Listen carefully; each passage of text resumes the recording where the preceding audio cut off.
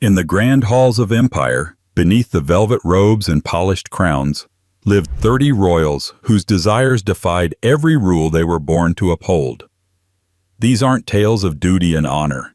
These are the secrets buried behind palace walls, too scandalous for history books, too human to ignore.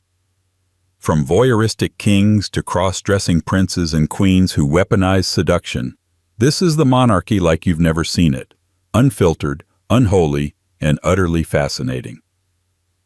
Welcome to 30 Most Perverted British Royals in History, where the crown slips, the masks crack, and the truth is far stranger than fiction. Before we dive headfirst into velvet-lined scandal, take a second to subscribe. If you're into royal chaos, whispered scenes, and the kind of history they definitely didn't teach in school, you're in the right place. Also, drop a comment. Where in the world are you watching from? And what time is it right now? Midnight in Manchester? Sunrise in Sydney? We want to know who else is up late wandering through the shadows of the crown. 1. King Edward VII. There are two kinds of kings, those who rule by divine right, and those who rule from the chaise lounge of a Parisian brothel with a cigar in one hand and a custom-built sex chair in the other. Edward VII was not the kind of monarch who wrote philosophy or battled in mud-soaked armor. He preferred silk sheets, perfumed letters, and the sound of uncorked champagne echoing through rooms that smelled faintly of velvet and scandal. Before he was king, he was simply Bertie, the corpulent, charming eldest son of Queen Victoria, a woman who loathed sensuality so much she once considered sex a necessary but regrettable duty. Bertie, predictably, rebelled by turning sensuality into a lifestyle brand. His mother blamed him personally for the premature death of his father, believing the stress of Bertie's public dalliances had hastened Prince Albert's demise. She wasn't entirely wrong. As Prince of Wales, Edward's reputation became inseparable from what the French called the siège d'amour, a custom-designed love seat stationed in his favorite Parisian bordello, Le Chabanais. The contraption, built to support his considerable girth and various acrobatics, allowed the future monarch to engage in vigorous activity with minimal strain. It also included stirrups and a handlebar. It was less a chair and more a testimony to imperial engineering priorities. To be clear, his escapades weren't hidden. He made no real effort to disguise his movements through the salons and bedrooms of Europe. His name was whispered among chorus girls, actresses, and the occasional diplomat's wife. At the Marlborough Club in London, he kept private chambers where courtiers supposedly knew not to knock, unless bearing oysters, brandy, or very specific apologies. His inner circle was a revolving cast of aristocratic libertines and theatrical muses. Lady Randolph Churchill, mother of Winston, is alleged to have kept him company. Lily Langtry, the Jersey Lily, became his most public mistress, an affair so widely known that society simply shrugged. For Bertie, discretion was never the point. His conquests were less about secrecy and more about ritual, a kind of sensual diplomacy that softened the empire's rough edges with laughter, lingerie, and baccarat crystal. But was it just excess? Or was there something deeper gnawing at the core of Edward's indulgences? He spent most of his life waiting to ascend, waiting for his mother to die, waiting to be taken seriously. It's possible that sex, for him, wasn't rebellion, but compensation. If the crown wouldn't come, at least he could master other arenas: flesh, desire, control. In every embrace, a reminder that though powerless in politics, he was still a prince of appetites. Historians tried to rehabilitate him later. They spoke of his diplomacy, his charm, his modernization of the monarchy's public image. But the truth still lies in velvet-lined corners and forgotten hotel registers. King Edward VII didn't need to rule in the traditional sense. He ruled the undercurrent, the world of whispered liaisons and luxurious indulgence, and he did it with all the subtlety of a satin sledgehammer. And yet, even he might have raised a monocled eyebrow at his son's private stash of corsets and clandestine portraits. Because if Bertie was decadent, then George IV was downright operatic. 2. King George IV. If Edward VII was the Emperor of Indulgence, then George IV was the theatrical understudy who took it too far and demanded a standing ovation anyway. To call him flamboyant would be like calling the ocean damp. George didn't just indulge. He adorned, exaggerated, embroidered, and then posed dramatically in front of a mirror to admire his own ruin. Where his father, George III, descended into madness, George IV ascended into something arguably worse. Expensive taste, fragile ego, and an uncontrollable appetite for attention, affection, and undergarments that were not his own. From his earliest years as Prince of Wales, George made it known that he had no interest in the rigid constraints of royal dignity. He preferred pleasure, preferably the kind that involved layers of silk, complicated disguises, and a very specific ambiance involving velvet, perfume, and secrecy poorly kept. As a young man, he secretly and illegally married Maria Fitzherbert, a Catholic widow, knowing full well that the union was invalid under British law. But the heart wants what the heart wants, especially if it's forbidden, dramatic, and comes with handwritten letters to hide under your pillow. Behind the polished court portraits and exaggerated Regency finery was a man compulsively drawn to the theatrical.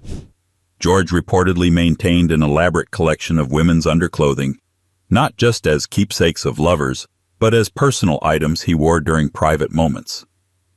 His fetishistic tendencies, as chroniclers politely phrased them, included an obsession with corsets, lace, and the sensations of tightness and transformation. The Prince Regent was a cross-dresser in a time when such behavior could have brought ruin, yet he strutted through his personal fantasies like he was center stage at Covent Garden. And then there were the paintings.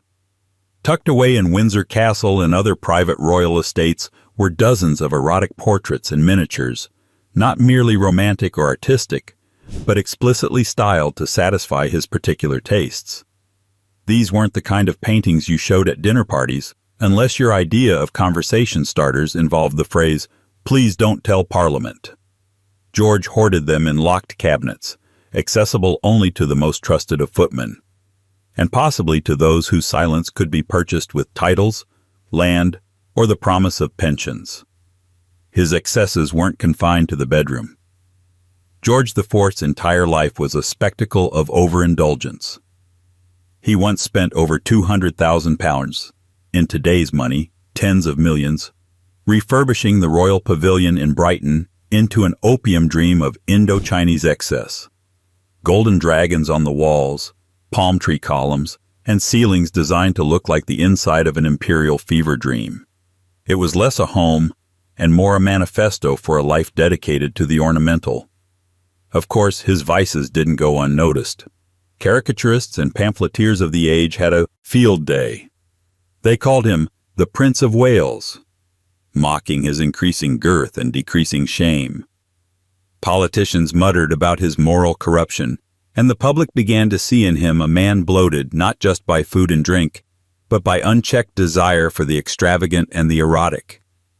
But perhaps the most tragicomic part of George's story is how desperately he wanted to be loved, genuinely, lastingly, and not just by his reflection or the paid courtesans of his elaborate fantasies. In many ways, his perversions weren't expressions of dominance or power, but of loneliness with a crown on top. He created a kingdom of illusion, where gender could bend, roles could reverse, and desire could dance behind closed velvet doors. And in that kingdom, he was finally free. Still, for all his flourishes, George never danced quite as close to the abyss as his grandson, the handsome, tragic Duke of Kent, whose appetites were as dangerous as they were deadly. And while George IV was busy cross-dressing behind closed doors, his empire was unraveling in plain sight, lace, debt, and all. If you're still with us deep in the royal archives, make sure you subscribe. It helps more than you know. And hey, curious minds think alike. Where are you watching from and what time is it right now?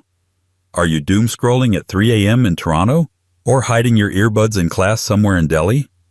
Drop it in the comments. We're building a midnight society of royal misfits. 3. Prince George, Duke of Kent.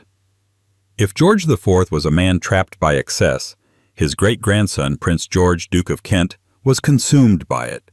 He belonged to the generation that watched the British Empire begin to crumble in slow motion, a world where the monarchy was supposed to symbolize dignity amid decline. Yet behind the royal facade of pressed uniforms and stiff photographs, George lived a double life that read less like a royal biography and more like a noir novel written in a haze of morphine and perfume.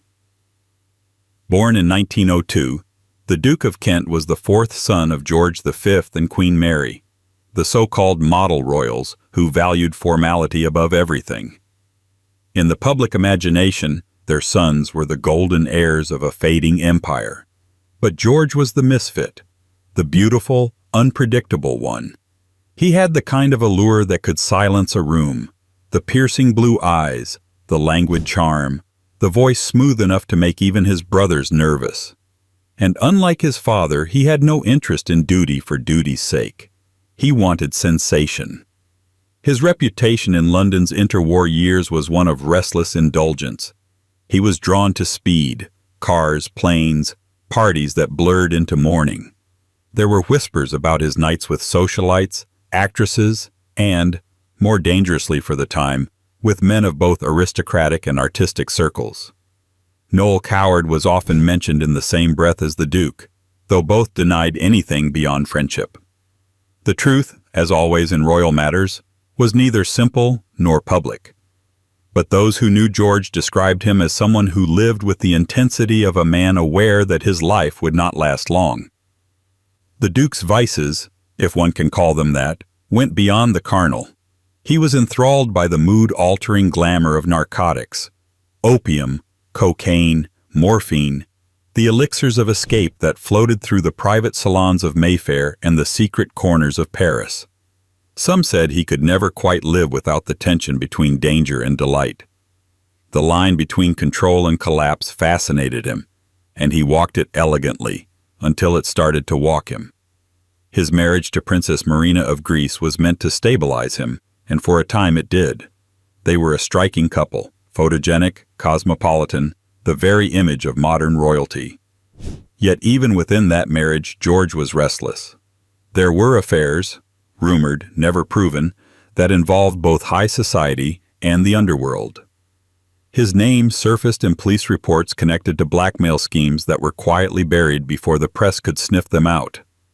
Scotland Yard had its instructions: protect the crown, even from itself. But the real tragedy of the Duke of Kent wasn't just moral decline. It was the quiet, gnawing sadness that came from knowing he was born into a cage gilded so beautifully it blinded the world. The roaring parties, the dangerous friendships, the clandestine meetings, all were attempts to escape the suffocating perfection of being a Windsor. Every indulgence, every whispered scandal, was a rebellion against the image of the obedient younger son. And then, just as abruptly as he'd lived, the Duke's story ended in flames. In 1942, his plane crashed into a Scottish hillside during a secret wartime mission. The official story was one of patriotic service, the brave royal lost in the line of duty. But the unofficial whispers never stopped. Why was he there? What was the mission? Why did witnesses report behavior so erratic before takeoff? The crash file was sealed, the questions filed under national interest. Prince George's life remains a riddle written in smoke, a man too beautiful for his own good, too curious for his own safety, too royal to ever truly belong anywhere. Some said he was cursed. Others said he was simply born into the wrong century. He chased sensation because sensation was the only thing that felt real. And as his story dissolved into rumor, it left behind a single question, the same one that would haunt another doomed royal centuries before him. What happens when passion and power become indistinguishable? Because before Prince George ever flirted with danger in the jazz-lit corners of London, there was another George, Edward II of England, who discovered that desire itself could topple a throne. 4.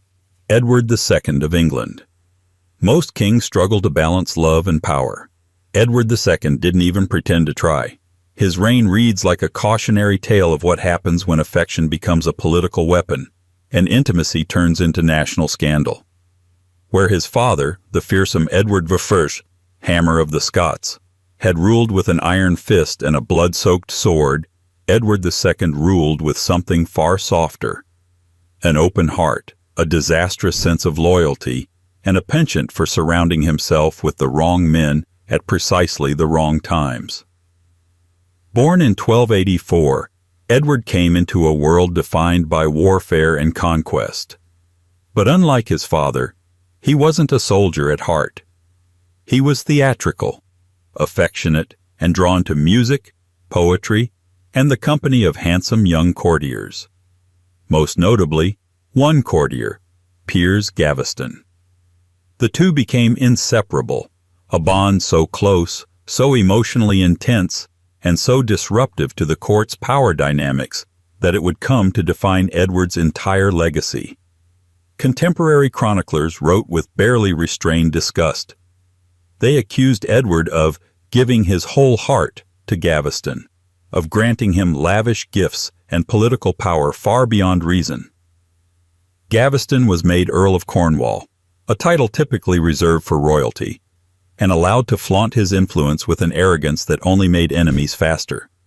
Nobles complained that Edward ignored their counsel, choosing instead to lose himself in Gaveston's wit and flattery. One chronicler described their relationship as beyond natural affection, which, in medieval political code, was as close to a public accusation as one could print without invoking divine wrath. It was more than jealousy. The nobles saw Gaveston as a parasite, but worse, they saw Edward as weak. A king ruled by passion, not principle. Gaveston was eventually exiled, recalled, exiled again, and finally captured and executed by a group of disgruntled barons. His death didn't just break Edward's heart. It broke what was left of his grip on power. And yet, the king didn't learn. He found a new favorite, Hugh Despenser the Younger. Where Gaveston had been flamboyant and theatrical, Despenser was calculating and ruthless. Their relationship, again unusually close and overly privileged, reignited the fury of the barons. Despenser and his father gained extraordinary power, stripping nobles of land and humiliating the queen, Isabella of France. The whispers grew louder. Edward had once more chosen infatuation over governance. It wasn't just court gossip. Foreign diplomats reported back to their kings that the English monarch was enslaved by Despenser. Even the clergy, normally discreet, began voicing concerns about the moral decay at court.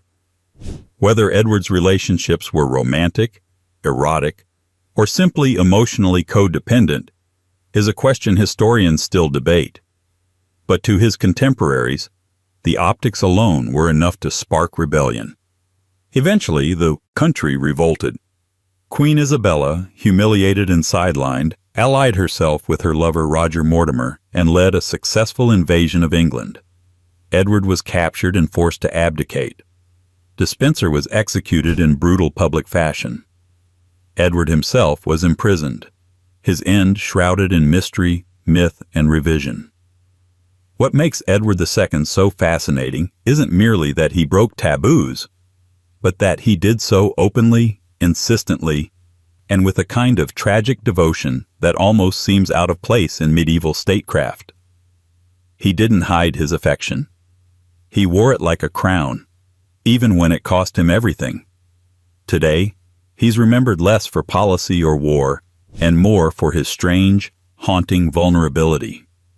A monarch too honest about his desires, too blind to political consequences, too consumed by the people he loved to notice the knives behind their backs.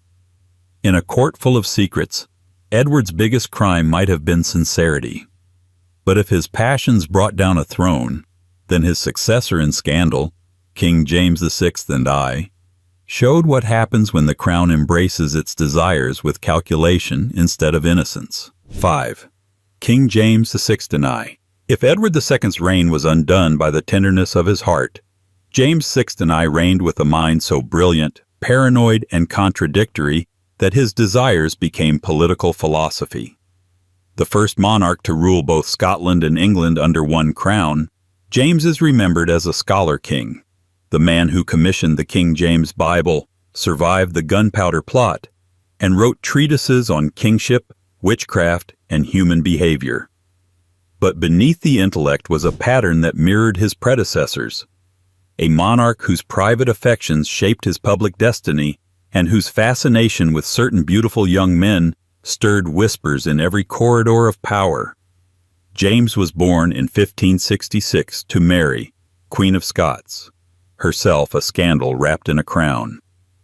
He grew up amid treason, assassination attempts, and exile, learning early that love was dangerous and loyalty a currency more valuable than gold.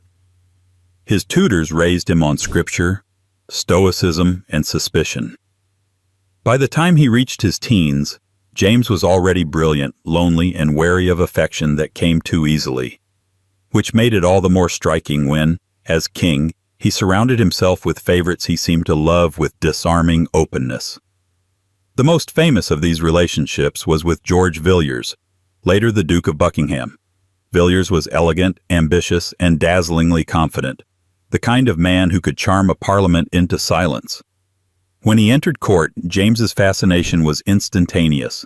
He elevated Villiers through the ranks of nobility with breathtaking speed, showering him with titles, lands, and letters that left little room for misinterpretation. "Christ had his John," James once wrote, "and I have my George." It was an unusually intimate declaration for a 17th century king, and one that historians have debated ever since. Was James's affection purely platonic? Was it romantic, spiritual, or something else entirely? A projection of the love he'd never safely known as a child? The letters between them suggest a bond layered with affection, dependence, and power. James wrote of longing, of the pain of absence, of joy at reunion. His words were the kind that could melt any courtier's composure. For his critics, it was confirmation of their worst fears, that the king's heart was guided not by divine reason, but by personal devotion. His enemies, both political and religious, exploited it. Pamphlets circulated with thinly veiled insinuations about the king's minion. Parliament muttered about corruption. Even foreign diplomats recorded their astonishment at how openly affectionate James was toward Villiers. Yet the king seemed unbothered. Perhaps he saw no sin in love if it was loyal. Perhaps he believed himself untouchable, anointed by God. Or perhaps, after a lifetime of plots and betrayals, he simply refused to live without the one thing he trusted: human connection, however scandalous it seemed. What makes James VI and I fascinating isn't the rumor itself, but how he intellectualized it. He wrote about love as a form of governance, mutual affection as the glue that held society together. To James, a king was both father and lover to his realm, bound by a sacred intimacy.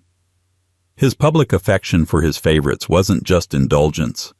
It was political theater, a living metaphor for loyalty rewarded. And yet, even metaphors can ignite suspicion. By the time he died in 1625, James had unified crowns but divided reputations.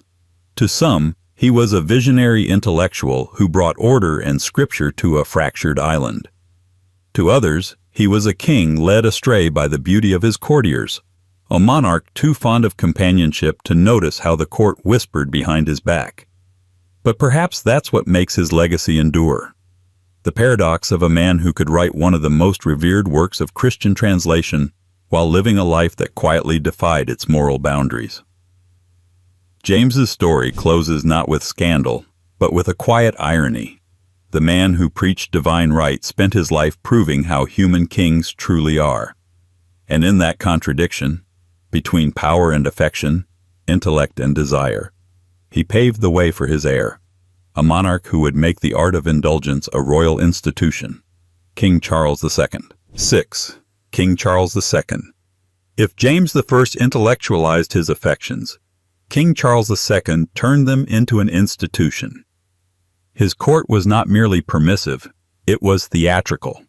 Scandal wasn't something to be hushed up, it was practically a currency. Charles, restored to the throne in 1660 after years of Republican austerity, arrived like a man who had waited too long to live. He didn't waste a single second pretending to be holy. He was witty, rakish, cynical, and utterly disinterested in the performative piety that had dominated the Puritan years.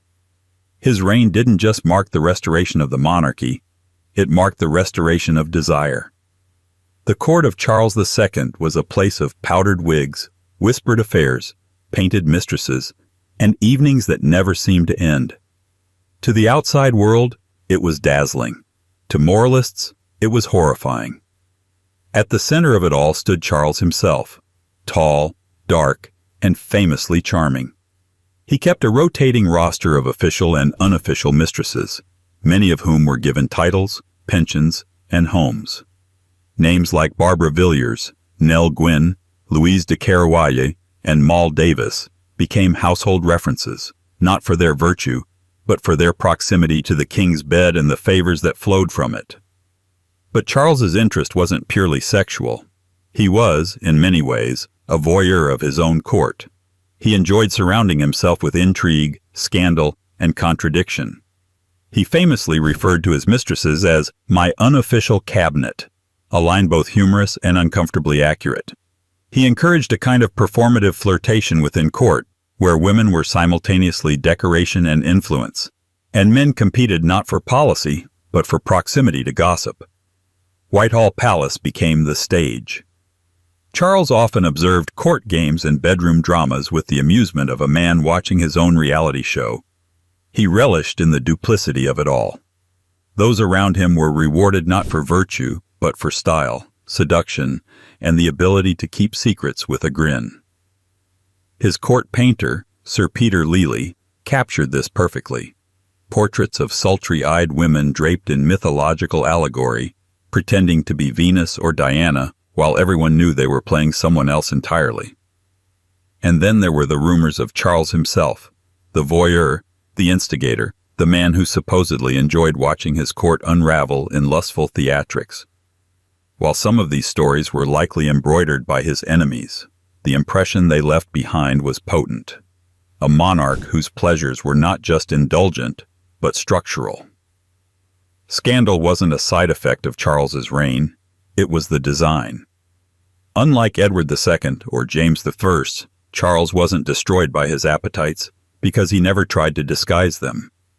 His charisma shielded him. His cynicism protected him.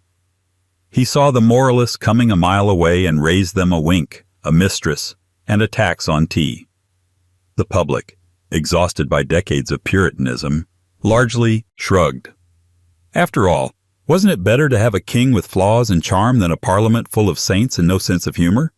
But there's a deeper irony here. For all his libertinism, Charles remained politically astute. He kept England mostly at peace, navigated the stormy waters of religious tension, and avoided the kind of absolutist overreach that would doom his brother later. He ruled like a man who knew his time was borrowed, and perhaps it was. By the end of his reign, Charles had fathered over a dozen illegitimate children, none of whom could legally inherit the crown.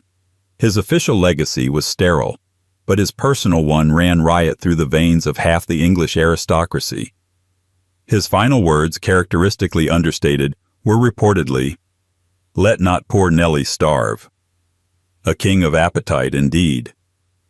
But where Charles wore his scandal like a badge, the next royal in line cloaked hers in whisper, letter, and longing. Because Queen Anne's story was one of silence, devotion, and a kind of intimacy that refused to name itself. 7. Queen Anne. In a court obsessed with airs, appearances, and alliances, Queen Anne's legacy is a quiet rebellion, one that unfolded not with grand affairs or lurid scandals, but through an emotionally charged intimacy that left historians both fascinated and divided. Her reign, which stretched from 1702 to 1714, is usually remembered for unifying England and Scotland under one crown for the War of the Spanish Succession, or for the political rise of the Whigs and Tories. But behind the powdered wigs and parliamentary debates was a far more delicate drama, one that unfolded through letters, glances, and the unbearable weight of affection in a palace built for distance. Anne was not a flamboyant figure. She was chronically ill, deeply religious, and privately melancholic. Yet at the center of her world stood Sarah Churchill, Duchess of Marlborough, a woman whose influence was so potent it redrew not only court politics, but also the emotional architecture of the Queen's life. Their relationship began in childhood and blossomed into something intense, exclusive, and eventually volatile. Anne called her Mrs. Freeman. Sarah, in turn, called Anne Mrs. Morley. The nicknames were a small rebellion, two women pretending, in their private correspondence, to be equals in a world that refused them the dignity of emotional freedom.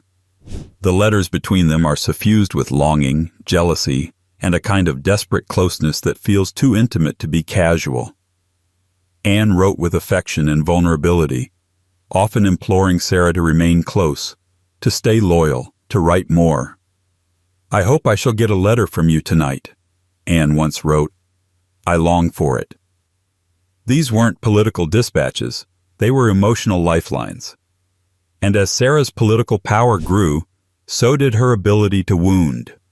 Sarah was brilliant, assertive, and politically savvy, everything Anne struggled to be in public. But their relationship eventually collapsed under the weight of ambition and unmet emotional needs.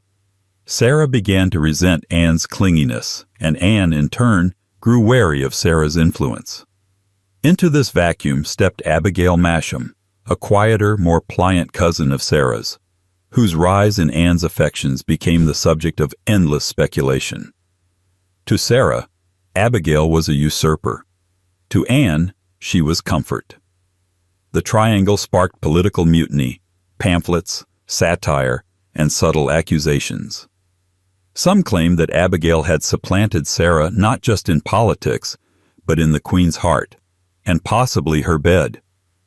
There's no definitive evidence of a physical relationship, and perhaps that's the point.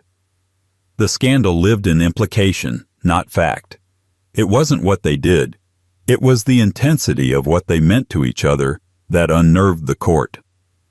In the end, Anne died alone, outliving her 17 children, her closest friends, and the very affection that had once animated her life. Her reign brought constitutional stability, but her personal world remained fraught with emotional turbulence. She was a queen with absolute power and almost no personal freedom. A woman remembered less for what she said and more for how she loved. And if Queen Anne's intimacy was shrouded in silence, the next monarch, Henry VIII, ensured his were carved into history with ink, blood, and a royal signature. 8. Henry VIII. Henry VIII's love life wasn't just a private affair. It was a national emergency. Most monarchs marry for diplomacy. Henry married for obsession, discarded for convenience, and punished for disobedience. He turned matrimony into a matter of state and desire into legal precedent. His 6 wives are famous, but it wasn't the number that shocked his contemporaries. It was the speed, the spectacle, and the deadly implications of disappointing the king. Born in 1491, Henry was never supposed to be king. That role belonged to his older brother Arthur, who died young.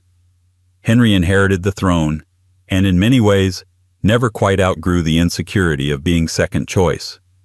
His early years as king were filled with promise. He was athletic, educated, pious, and handsome. But beneath the Renaissance polish was a man with appetites that grew sharper with age and power. Henry's court was a gilded stage, where romance was tangled with espionage and seduction came with a political price tag. He surrounded himself with music, poetry, and beauty, especially beauty that bowed. The line between affection and ambition was dangerously thin. Courtly flirtation was encouraged, but only if the king wasn't watching. And if he was, it was no longer flirtation. It was a royal summons. Catherine of Aragon, his first wife, was the most conventional match. A Spanish princess, a Catholic union, and a strategic alliance. But when she failed to produce a male heir, Henry became restless.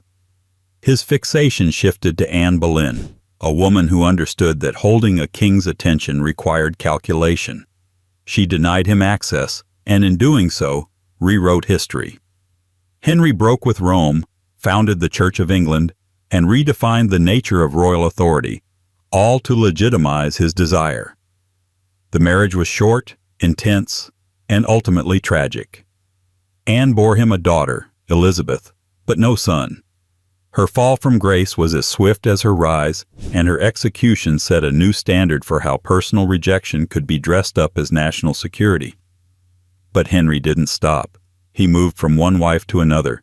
Jane Seymour, who gave him the son he longed for and then died. Anne of Cleves, whom he rejected for being unattractive. Catherine Howard, whose youth and flirtations led to her beheading. And Catherine Parr, who survived him.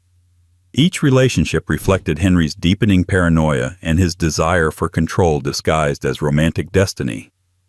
Beyond the marriages, there were rumors of private affairs, secret mistresses, and court-sponsored discretion. Henry's need for affection was never just personal. It was political theater, meant to reinforce his virility, his authority, and his divine right to rule.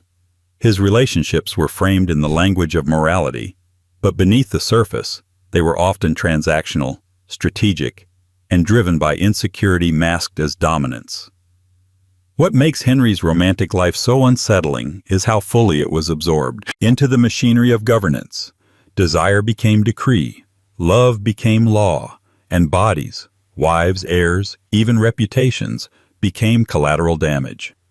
But for all his brutality and excess, Henry never faced the same kind of propaganda that would haunt the next figure on this list, Mary, Queen of Scots, whose own desires became weapons in a war of perception, seduction, and betrayal. 9.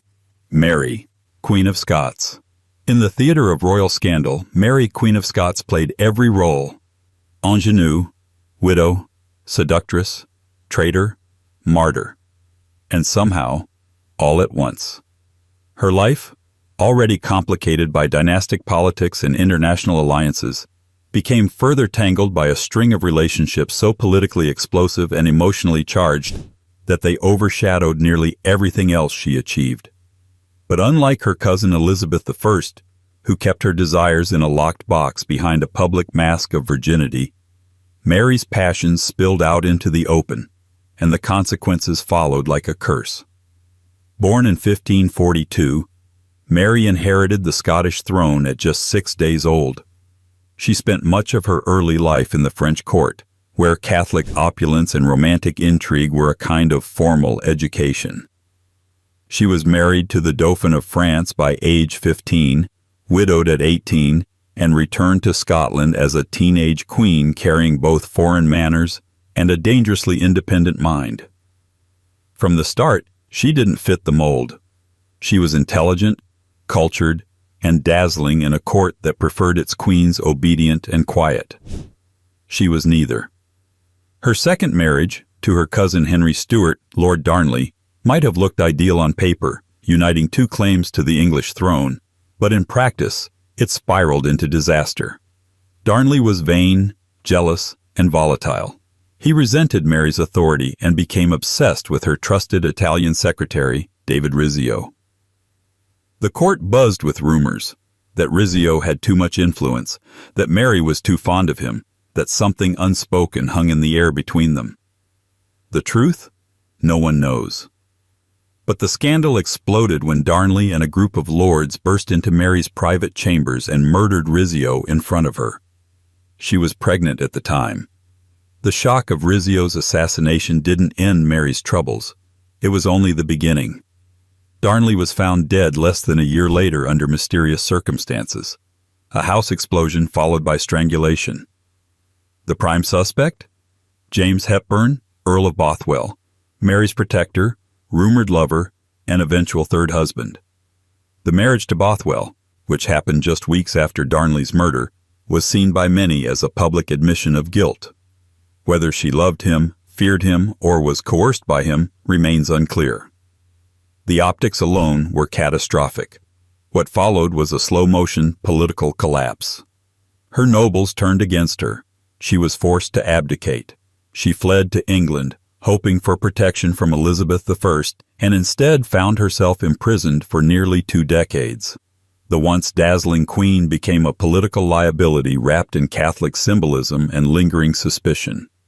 Her love life, whether real, rumored, or manipulated, was the easiest weapon to use against her. Her enemies painted her as reckless, lustful, and morally compromised. Pamphlets accused her of filthy lusts, of corrupting her court, of trading crowns for caresses. Never mind the lack of evidence. In the political imagination, Mary wasn't just a fallen queen. She was Eve in a gown, dragging kingdoms down with her. She was executed in 1587 for plotting against Elizabeth, though by then her fate was sealed less by conspiracy and more by reputation. Mary died a Catholic martyr, a political threat, and an object of centuries-long fascination. Her passions, whether genuine or forced into legend, reshaped nations. And yet, the most tragic irony? Her son would become the same king who intellectualized forbidden love from a throne. But before we get to him, there's a shadowy figure tucked into the royal margins, one whose scandals were quieter but no less controversial. Prince Albert Victor, whose name still drifts through the fog of Victorian mystery. 10. Prince Albert Victor, Duke of Clarence. In the dim, gaslit corners of Victorian London, where fog clung to cobblestones and reputations lived or died on a whisper, Prince Albert Victor moved like a shadow with a crown. The eldest son of Edward VII and second in line to the British throne, he was born into the most scrutinized family in the world. And yet, decades later, his legacy is less about what he did than what people said he might have done. To the public, he was Prince Eddie, a soft-spoken, somewhat aloof royal with a faint smile and a vacant stare. He wasn't considered intellectually brilliant, nor politically ambitious. Courtiers often described him as gentle and charming, but a step behind the conversation. His tutors complained of his inability to concentrate. His military service was undistinguished. To some, he was simply a dull royal placeholder. But the more invisible he seemed in public, the more magnetic he became in private rumor. It was in the 1889 Cleveland Street scandal that his name first surfaced. Not officially, but through a fog of insinuation. A male brothel in London was discovered by police, frequented by aristocrats and young telegraph boys. As names of clients began to surface, some whispered, others scrubbed, there was talk that Prince Eddie might have been among them. Officially, his name was never linked to the case. Unofficially, it hovered like a specter. The British press, bound by deference and censorship laws, remained silent. But foreign papers, particularly in Europe, were less restrained. The idea of a future king implicated in a scandal involving homosexuality, a criminal offense in Victorian England, was too tantalizing to ignore. The palace denied everything, of course, and historians remain divided to this day. Was it political slander, mistaken identity, or a carefully covered truth too dangerous to reveal? Adding to the mystique, Eddie's personality made him a perfect canvas for projection. He was emotionally reserved, somewhat awkward, and prone to illness. These traits, combined with his proximity to scandal, made him a magnet for myth. His premature death in 1892 at age 28, from influenza complicated by pneumonia, only intensified the mystery. He died before he could rule, before he could explain or be forced to deny anything. And then came the darkest theory of all, that Prince Albert Victor was not only linked to scandal, but may have been Jack the Ripper. This claim, entirely unproven and widely debunked, emerged decades after his death, fueled by sensationalist books and conspiracy-minded historians. The logic was thin, the timeline inconsistent, but the idea refused to die. It stuck because it fit a pattern: the unknown royal, the repressed prince, the whispered deviant. What remains today is less fact and more fog.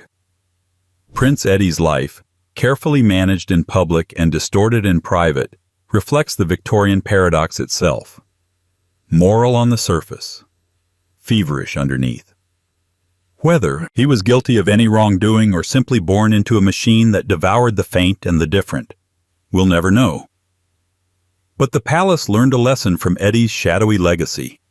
Secrecy only feeds speculation. And the next royal on our list, King William III, would face similar whispers, this time carried not by scandalous brothels, but through candle-lit corridors and Protestant pamphlets. 11. King William III. By the time William III arrived on English soil in 1688, invited by Protestant nobles to depose his Catholic father-in-law, he wasn't just stepping into a throne, he was stepping into centuries of royal paranoia, religious anxiety, and very British speculation about what went on behind palace doors. The Glorious Revolution gave him power without bloodshed, but not without whispers. Because while William was hailed as the savior of Protestant England, his personal life began to invite questions the crown wasn't quite prepared to answer. Publicly, William of Orange was cold, dutiful, and awkwardly reserved. He was the kind of king who seemed more comfortable on horseback or drafting treaties than entertaining courtiers. His marriage to Queen Mary II, his first cousin and co-ruler, was formal, functional, and politically effective. Theirs was a union forged in dynastic calculation, not in letters or longing. They ruled side by side, yet their personal interactions often seemed distant, even performative. To many, William simply appeared uninterested, and that's precisely where the rumors began to multiply. William kept the company of a tight inner circle, particularly a few male courtiers who rose through the ranks with surprising speed and received lavish titles, lands, and access. One name appeared over and over: Arnold van Keppel, a young Dutch nobleman who came to England with William and quickly became his groom of the bedchamber. That title, historically innocent, carried a weight of implication when paired with gossip and resentment. Van Keppel's rapid elevation sparked fury among English nobles, many of whom felt sidelined and humiliated by the foreign king's private favoritism. Pamphleteers began to take notice, and in late 17th century England, political pamphlets were the closest thing to tabloids. Anonymous, acidic, and eagerly consumed, William was accused of lavishing his affections on young male favorites. Satirists labeled him calamus, a classical euphemism drawn from homoerotic poetry. The implications were coded but understood. The throne was secure, but the man sitting on it was becoming a figure of suspicion, even among his Protestant allies. To be clear, there is no definitive evidence of a sexual relationship between William and any of his male courtiers. But in the world of court politics, perception was often more dangerous than fact. His wife Mary never publicly acknowledged the rumors, though she reportedly felt discomfort at the emotional intimacy William shared with his favorites.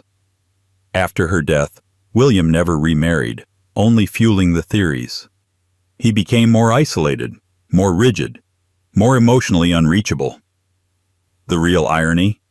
William III was a man who came to England to impose moral clarity, restoring Protestant order, ousting a king accused of moral and religious excess.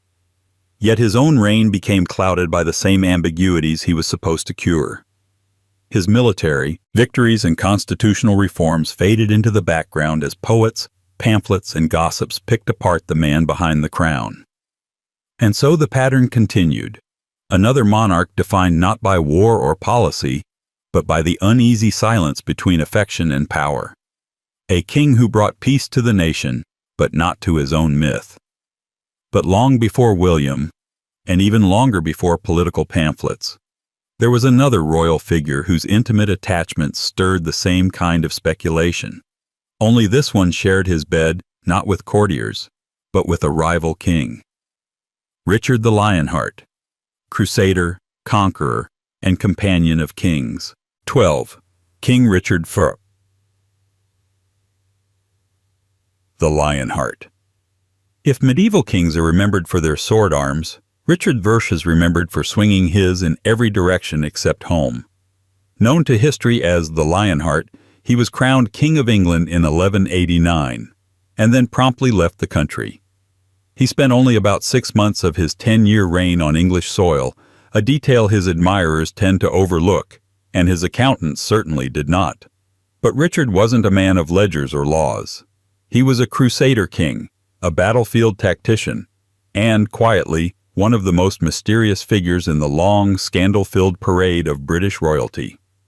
While Richard's military exploits, especially during the Third Crusade, made him a legend, his personal life has remained far less clearly defined. For centuries, historians have puzzled over the fact that Richard, a handsome and charismatic warrior king, showed little documented interest in women. He married Berengaria of Navarre, but there were no known children and no confirmed mistresses. In an age where royal virility was treated as a matter of national importance, Richard's marital detachment stood out. Even more unusual, his openly affectionate bond with another king. That king was Philip II of France. During the early years of the Crusade, Richard and Philip shared more than just an alliance. They shared lodgings, meals, and, according to at least one chronicler, a bed.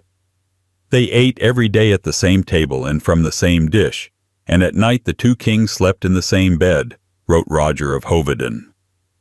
This, to be fair, was not uncommon among medieval aristocrats. Shared beds were often symbolic gestures of trust or convenience, but in Richard's case the symbolism was far from innocent. Contemporaries murmured about unnatural affections. Clergy wrote disapprovingly, albeit vaguely. Later chroniclers, especially in the centuries that followed, began to hint more boldly. And in 1195, Richard himself made a public confession of sins of the flesh, and performed penance, though the exact nature of those sins was never detailed. The ambiguity has allowed speculation to flourish. Was this penance for same-sex relations? For something else? The records are as cryptic as they are tantalizing. Richard's relationship with Philip eventually soured. Politics and pride always win in the end, but the emotional intensity of their earlier alliance lingered in the historical record. Whether their closeness was political theater, romantic infatuation, or something more, we'll never know. But what we do know is this. Richard never produced a legitimate heir. He died in battle, childless, with his mother Eleanor of Aquitaine by his side, and his crown left to his brother John, the same John who would go on to become one of England's most reviled kings. In the end, Richard remains a paradox, a devout crusader who spent more time fighting Christians than Muslims, a lion-hearted king who rarely ruled his own kingdom, and a man whose greatest historical ambiguity lies not in how he died, but who may have been lying beside him. But if Richard's life was cloaked in poetic contradiction, the next ruler turned the art of royal image-making into something more orchestrated and more unsettling. Because Elizabeth I didn't just reject marriage, she transformed virginity into a form of erotic power. 13. Queen Elizabeth I. Elizabeth I ruled alone, but never without an audience. In a court brimming with male ambition, foreign suitors, and advisors obsessed with dynastic succession, she remained unmarried for her entire 44-year reign. Officially, she was the Virgin Queen, a monarch who, unlike her scandal-laden predecessors, wrapped herself in a shroud of moral discipline and restraint. But, as with most royal myths, the image was sharper than the reality. Because Elizabeth may have rejected marriage, but she understood better than anyone how to seduce a nation. She inherited a poisoned throne in 1558. England was torn by religious division, economic instability, and the lingering trauma of her sister Mary's brutal reign. Elizabeth, only 25, had no husband, no children, and no political experience that mattered. What she did have was instinct. She knew the monarchy could no longer rely on divine right alone. It needed theater, and she was ready to perform. Her virginity, far from being a private matter, became a public doctrine. Portraits depicted her not as a woman, but as an icon, ageless, untouchable, surrounded by symbols of purity, wisdom, and celestial power. pearls, the moon, the phoenix. These weren't fashion choices. They were ideological weapons. Elizabeth took chastity and transformed it into charisma. She wasn't just a queen, she was a living metaphor.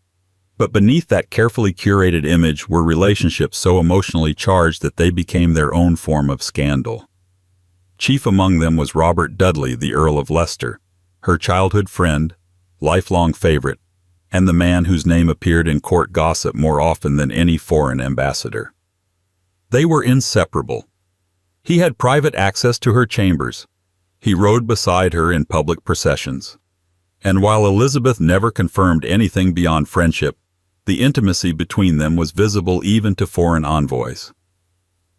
When Dudley's wife, Amy Robsart, died under suspicious circumstances, found at the bottom of a staircase with a broken neck, the court erupted with speculation. Had she fallen? Had she been pushed? Was Dudley clearing a path to the throne?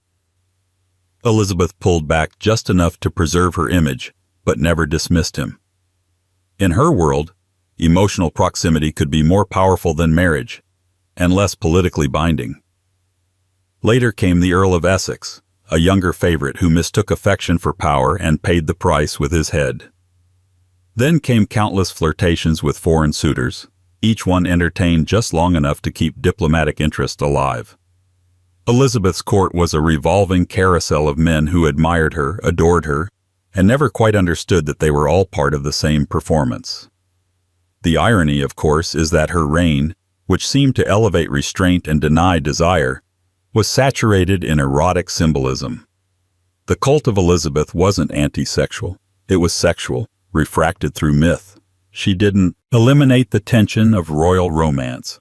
She held it on a leash and taught it to bow. But while Elizabeth weaponized chastity, her son, metaphorical and political, would turn voyeurism and court games into a more literal spectacle. King Charles I didn't play with symbols. He indulged in control, spectacle, and the kind of secrecy that only made the rumors louder. 14. King Charles I, where his father James had intellectualized desire and his predecessor Elizabeth I had sublimated it into statecraft. King Charles I brought the private pleasures of monarchy back behind the curtain, then left just enough of it peeking out to unsettle everyone watching. Reserved, devout, and refined to the point of fragility, Charles didn't flaunt scandal in the manner of his son, Charles II, but his reign, and especially his court, became a magnet for rumors of erotic decadence cloaked in ceremonial piety. Crowned in 1625, Charles inherited more than a throne. He inherited a kingdom on the edge of crisis.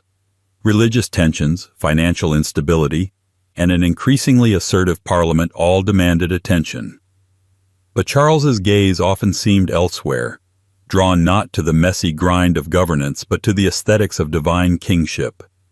He believed in majesty as something almost sacred, ordained by God and reflected in beauty, art, ritual, and control. His court became an extension of this belief. It was not bawdy or open like those of his predecessors. It was elegant, curated, and intensely theatrical.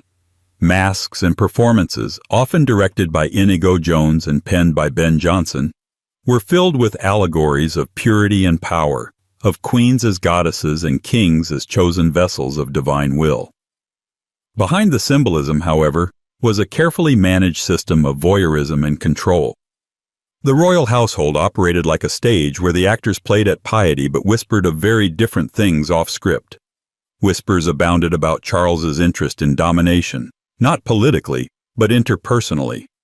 His private relationships, though fewer in number than those of other monarchs, were marked by intensity, exclusivity, and quiet imbalance. Henrietta Maria, his French Catholic queen, was young and vivacious, qualities that unsettled Protestant England from the start. Their marriage was tempestuous in its early years, full of dramatic fights and periods of cold silence. But Charles adored her, possibly to the point of worship. He commissioned endless portraits of her, posed like a saint, even as she stirred resentment among his subjects. In her presence, Charles was often deferential, In public, he insisted on her obedience. It was a dynamic that mirrored his larger rule. More than one court observer noted that Charles seemed most alive when orchestrating spectacle. He relished the structure of hierarchy, the command of ritual, the aesthetic perfection of loyalty. It was said that he would often delay decisions over matters of state in favor of discussing the staging of a mask or the positioning of a court portrait. His passions weren't chaotic. They were rehearsed. Yet even the most choreographed court can't control perception. Puritan pamphleteers accused him of moral hypocrisy, of surrounding himself with lascivious Catholics and corrupt influences. One particularly biting tract referred to his court as a veil of holiness masking a stage of sin. Whether the accusations had substance or not mattered little. They landed.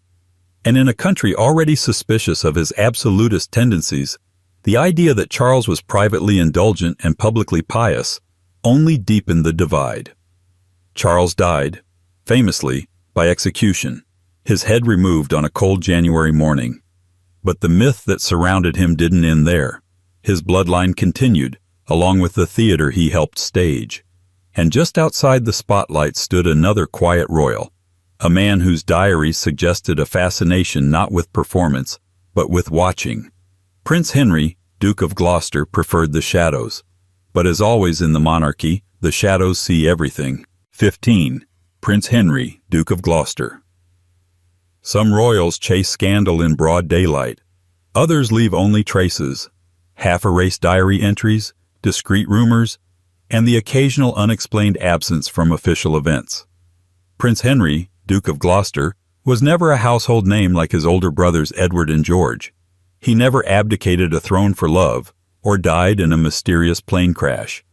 But if you follow the margins closely, through the private papers, the whispered recollections, the careful revisions, you find a man whose relationship with power was less about control and more about observation.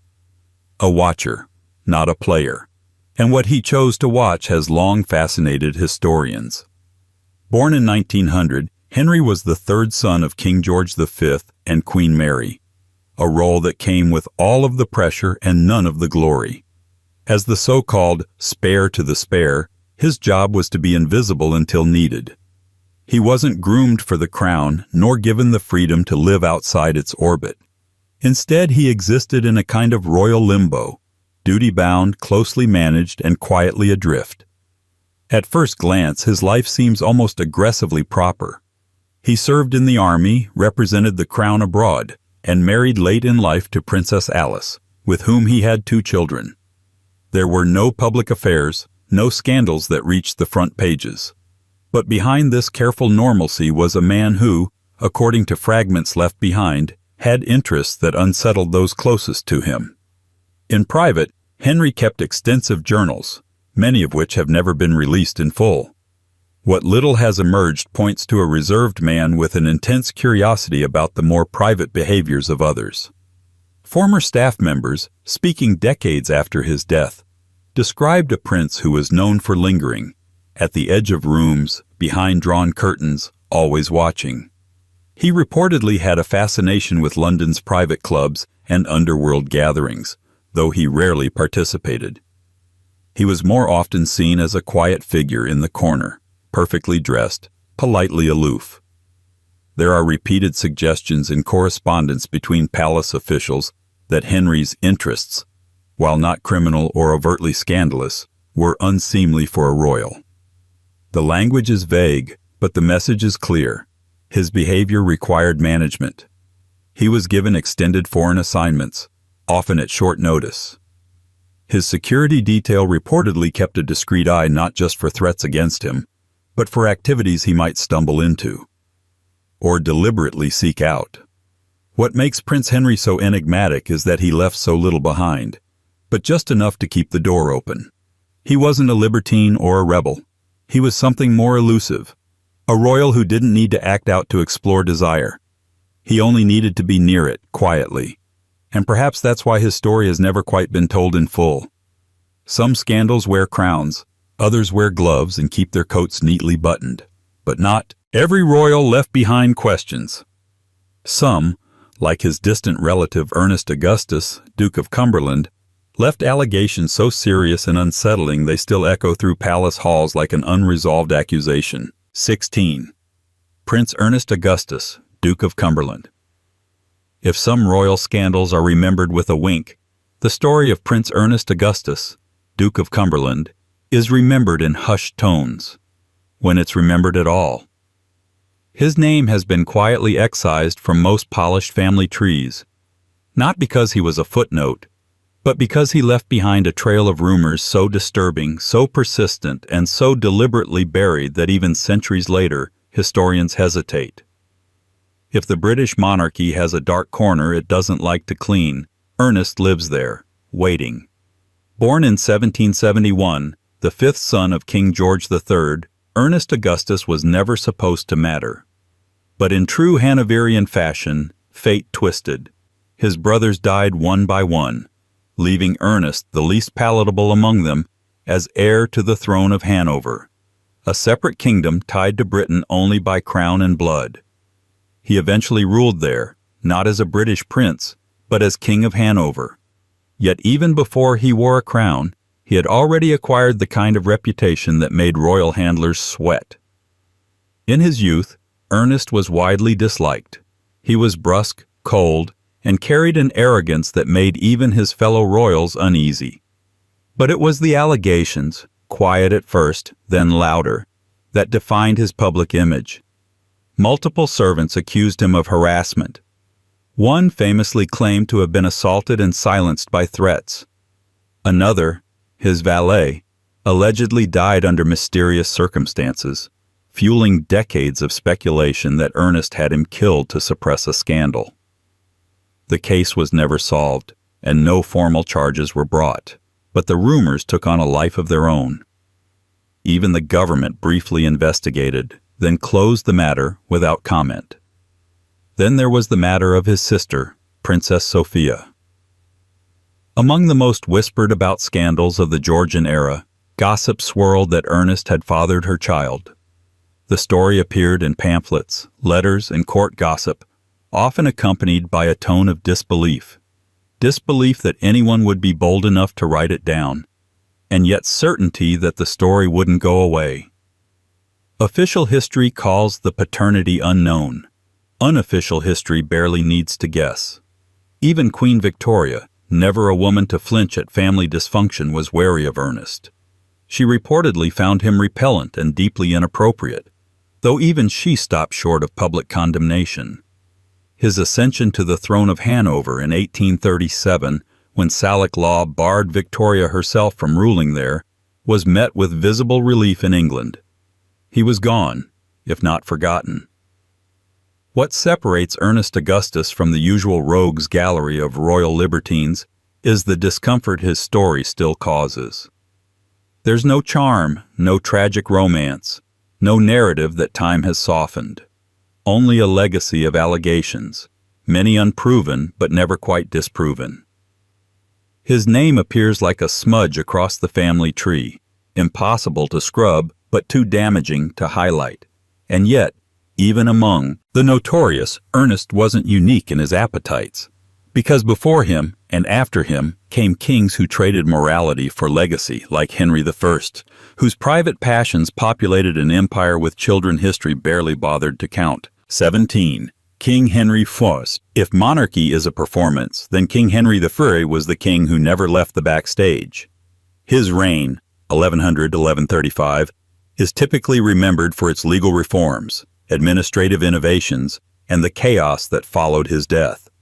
But behind the machinery of governance stood a man whose private life overflowed with so many lovers, liaisons, and illegitimate children that his personal biography reads less like a chronicle and more like an extended footnote in a genealogy textbook. Henry I fathered at least 20 illegitimate children, some claim as many as 30, and these weren't hidden away in quiet country estates. They were elevated, titled, married into noble families, and used as chess pieces in a game of dynastic control. His approach to personal legacy was simple. The more heirs, the more influence. Some kings left behind monuments. Henry left behind bloodlines.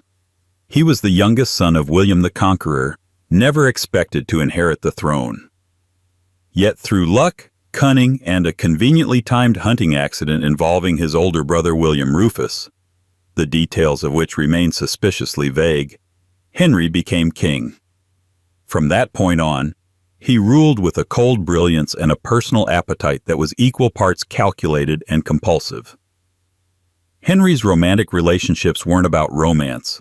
They were about power, opportunity, and occasionally distraction. His mistresses came from all corners of society, some noble, others not.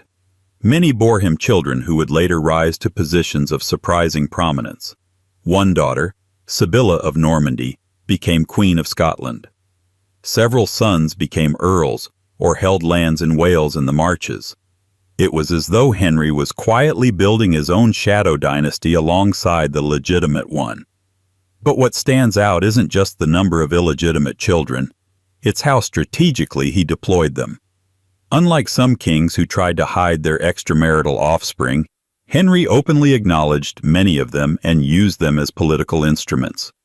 They became bargaining chips in foreign policy, tools for pacifying rebellious lords, and placeholders in regions where trust in the crown was fragile. It was dynasty building through seduction, not succession.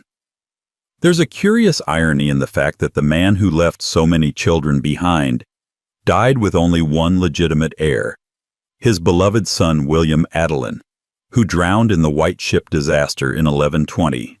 That single event shattered Henry's carefully constructed succession plans and plunged England into a period of civil war known as the Anarchy. He had built a kingdom through desire and control, but in the end, his dynasty unraveled because the one child who could legally inherit it didn't survive. Henry III's life is a reminder that excess isn't always flamboyant. Sometimes it's systematic. He wasn't dramatic like later kings, nor publicly scandalous. His vice was quieter, an unrelenting pursuit of legacy by any means necessary. And in the shadows of his reign, another king would take the throne, one remembered not for building dynasties, but for tearing down reputations. Because next came John, whose name still stinks of scandal centuries after his crown was buried. 18. King John.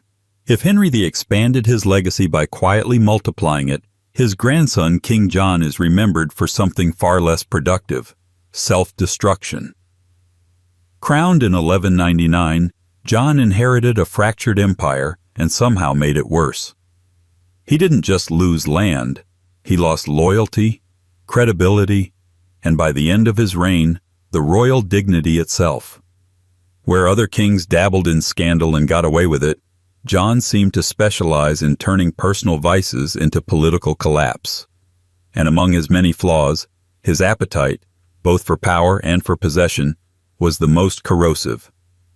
John's reputation was stained from the beginning. He was the youngest of Henry II's 5 sons, never expected to rule and nicknamed Lackland because he wasn't granted territory. As his older brothers died or fell out of favor, John clawed his way to the throne through opportunism, betrayal, and a convenient case of royal vacancy. But when he finally did take power, he governed less like a king and more like a jealous landlord. And nowhere was this more evident than in how he treated the people closest to him, particularly the women. Contemporary chroniclers did not like John, which is saying something, given that medieval historians were often court-appointed flatterers. He was described as tyrannical, cruel, and more tellingly, wicked in his pleasures. The chronicler Matthew Paris accused him of seducing noblewomen and even forcing himself on them while holding their husbands hostage. Whether these accounts were exaggerated by hostile monks or accurate reflections of John's behavior, they fed into a consistent theme. John was a king who did not understand restraint and did not care to. His court was a place of whispered fear rather than festive indulgence. He taxed mercilessly, punished arbitrarily, and ruled emotionally. He took what he wanted, including the wives and daughters of his barons, and made enemies of nearly everyone. Even his alliance with the Pope was marred by manipulation and submission. He was excommunicated in 1209 after defying papal authority, then later groveled for forgiveness to regain legitimacy. No one was surprised. It was the pattern of his life: break what isn't his, then beg for what he's broken. But the most damning evidence of his failure wasn't moral. It was logistical. He lost Normandy. He alienated the nobility so thoroughly that they forced him to sign the Magna Carta in 1215, an act of humiliation wrapped in the pretense of reform. It was the first time a king had been so explicitly told, "You do not have absolute power." And while John agreed to the charter under pressure, he almost immediately tried to renege on it, igniting civil war in the final years of his reign. John died in 1216, most likely of dysentery during a military retreat. Fitting, perhaps, for a king whose legacy runs rancid even in legend. Unlike his brother Richard, the crusading romantic, John left behind no great victories, no epic tales, only a trail of bitterness, broken alliances, and accusations of luxurious wickedness. But even John, for all his predatory ambition, didn't draw the same voyeuristic fascination as those who followed him centuries later, like George I, whose private proclivities would make even the boldest baron raise an eyebrow. 19. King George for King George. I didn't want England, and England for the most part didn't want him either. When he arrived from Hanover in 1714 to assume the British throne, he barely spoke the language, showed no particular interest in the culture, and brought with him a quiet, joyless court that looked more like a legal department than a royal household. But behind his stiff exterior and Lutheran sensibilities was a man whose private life was far less restrained than his public image suggested, one filled with bitterness, voyeurism, and scandalous hypocrisy. George was married once, long before his ascension, to Sophia Dorothea of Celle. It was a politically arranged union between cousins, standard fare for 17th century dynastic planning. But from the beginning, their marriage was more a simmering power struggle than a romantic partnership. Sophia was spirited, social, and, as the whispers went, fond of affection not offered by her husband. George, on the other hand, was cold, authoritarian, and reportedly prone to controlling outbursts. When Sophia was discovered, or accused, of conducting an affair with Count Philip Königsmarck, George responded not with divorce, but with imprisonment. In 1694, Königsmarck vanished under murky circumstances, possibly murdered, and Sophia was locked away in a castle in Alden for the remainder of her life. She was never released, never pardoned, and officially erased from George's public narrative. Their children were told she had died. England barely knew she existed. This decision would have carried more weight if George himself had lived a chaste life.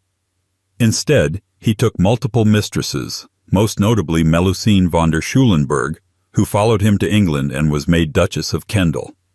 She was not exactly embraced by the English elite. Politely described as gaunt, and less politely as the Maypole, Melusine wielded considerable influence behind the scenes. Another mistress, Erengard von der Schulenburg, yes, a different woman, also made the trip and was installed in a comfortable residence. The English press, still newly experimenting with political satire, wasted no time dubbing them the Elephant and the Maypole. It was not flattering. What sets George VI apart from other royal philanderers, however, isn't just his hypocrisy. It's the quiet cruelty of his private tendencies. Several reports and personal accounts hint that George had voyeuristic inclinations, not just in the metaphorical sense of observing court intrigue, but in more intimate contexts.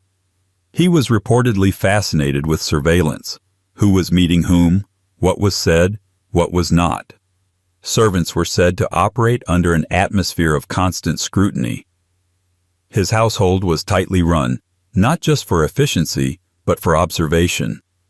It's not that George flaunted immorality, he simply enforced it selectively. His wife's affair was a crime.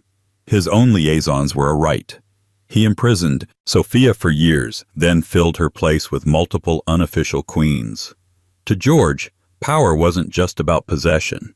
It was about control. He wanted loyalty, obedience, and above all, silence. And yet, for all his restrictions, George I fathered a line of royals who would take pleasure to even more absurd levels. Because where George was secretive, his great-great-grandson Edward VIII would wear his private desires like medals, fetish, fixation, and all. 20. King Edward VIII. King Edward VIII reigned for less than a year, but he managed to scandalize the monarchy more deeply in those months than many did in decades. Officially, his story is one of abdication for love, a romantic tragedy where a king gave up his crown for an American divorcee. But beneath the familiar headlines and newsreel footage is a far more complicated portrait of a man driven not just by love, but by obsession, fetish, and a strange hunger for submission that upended both the monarchy and the moral fabric of his time.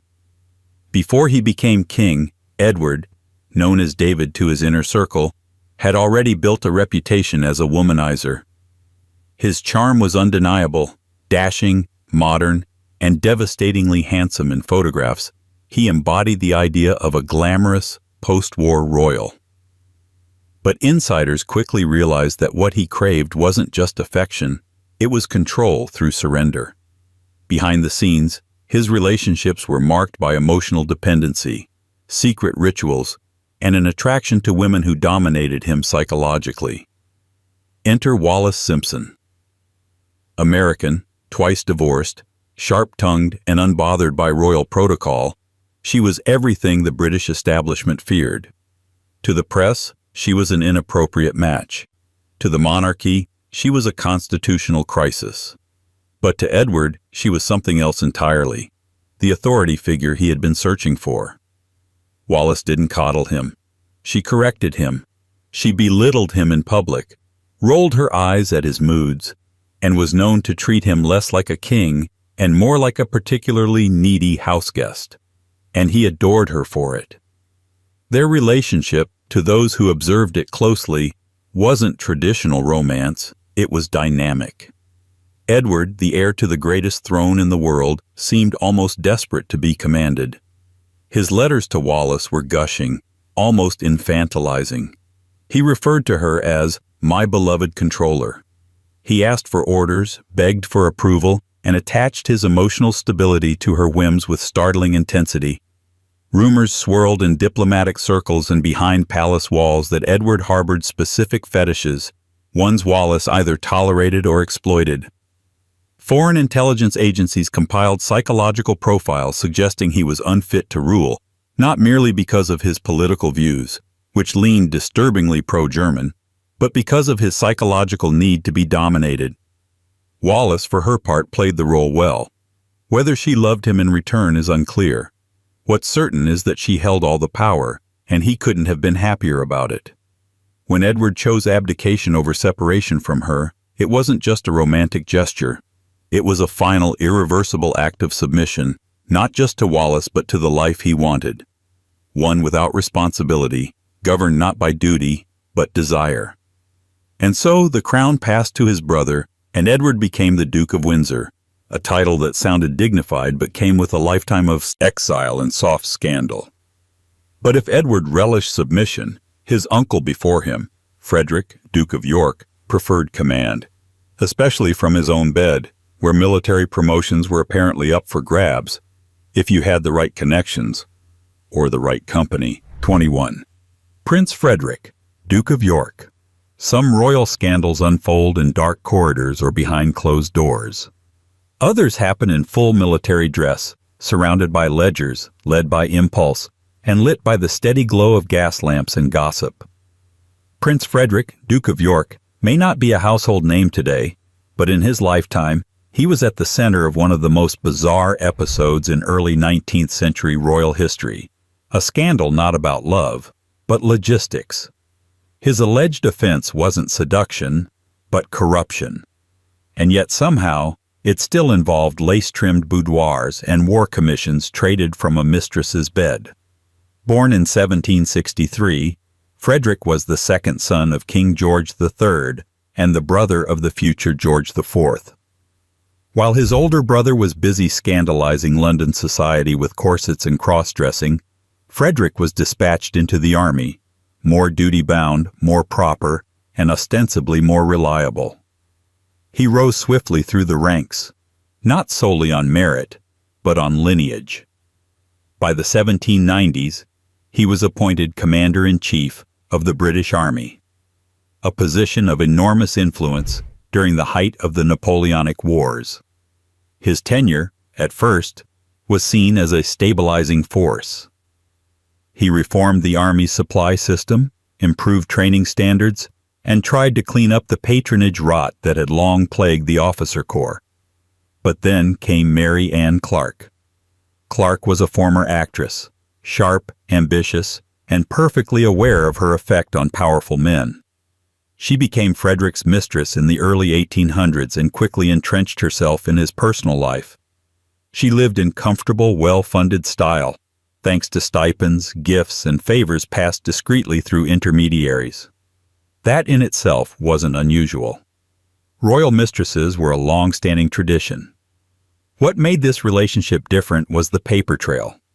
Soon, rumors began to circulate that Clark had been selling military commissions, positions in the British Army, to men who paid for access through her. The implication? That Frederick either turned a blind eye or, worse, facilitated it. When the scandal broke in 1809, it dominated the newspapers and the halls of Parliament. Clark was called to testify. Her wit was cutting, her composure infuriating to those expecting submission. She confirmed everything, and implicated the Duke in the process.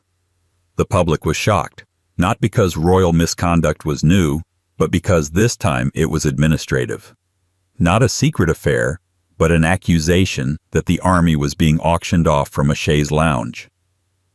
Political cartoons depicted Clark in bed, handing out commissions like party favors, while Frederick signed off with a quill and a clueless grin. Frederick resigned as commander-in-chief, though he was later reinstated. Officially, nothing was ever proven about his direct involvement. But the damage was done. The scandal became shorthand for how proximity to the crown could corrupt, and how royal privilege often disguised transactional vice beneath its polished surface. His legacy? A nursery rhyme. The grand old Duke of York. He had 10,000 men. And apparently, quite a few of them bought their way in. But if Frederick let influence slip through the sheets, the next king on our list, Henry II, wove passion directly into power, letting his obsession with one woman haunt both his dynasty and the myths that followed. 22. King Henry II. If medieval monarchs were measured by their contradictions, Henry II would be carved in stone twice, once for empire, once for obsession. He was a ruler of titanic intellect and volcanic emotion, known for transforming English governance and reshaping the justice system. But behind the reforms and royal decrees stood a man whose private life pulsed with desire, resentment, and the kind of tangled romantic legacy that would haunt his family for generations. Born in 1133, Henry inherited not just the English throne, but a vast swath of land stretching from the Scottish borders to the Pyrenees. He ruled over what historians later called the Angevin Empire, a messy patchwork of territories bound more by ambition than national identity. Yet for all his geopolitical brilliance, Henry's legend is forever tethered to one figure, Rosamund Clifford. Known as Fair Rosamund, she was not a queen, nor even a noble by high standards. She was the daughter of a minor landowner, and yet she became one of the most enduring names in English royal lore. Henry's relationship with Rosamund wasn't officially recorded until late in his reign, but the gossip surrounding them grew louder with every year. Chroniclers described her as impossibly beautiful, gentle, and hidden away in a labyrinthine tower at Woodstock, a story that likely leans more myth than fact, but which speaks volumes about how their liaison was perceived.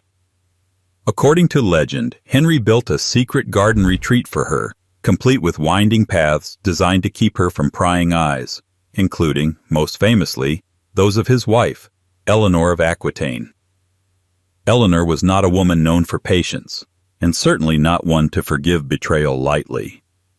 In the popular version of the tale, she discovered the hidden bower and confronted Rosamond with a dagger or a poisoned cup, depending on the storyteller's mood. There's no historical evidence for this dramatic encounter, but the myth stuck because it felt emotionally true. It reflected the danger that came with loving a king. What's more telling is how openly Henry flaunted the relationship. Rosamond was given estates, protection, and a place in royal memory, something no mere mistress could expect in that era. Whether their connection was romantic, strategic, or both, it clearly threatened Eleanor's already precarious place in Henry's world. Their marriage, once a formidable political alliance, had turned into a battlefield. Eleanor eventually led a rebellion against her husband, supported by their sons, some of whom Henry had imprisoned. It was a family drama worthy of Greek tragedy, rooted in power, loyalty, and wounded pride. When Rosamond died, young, possibly in a convent, Henry ensured she was buried with dignity in a prestigious nunnery. But even that couldn't erase the story.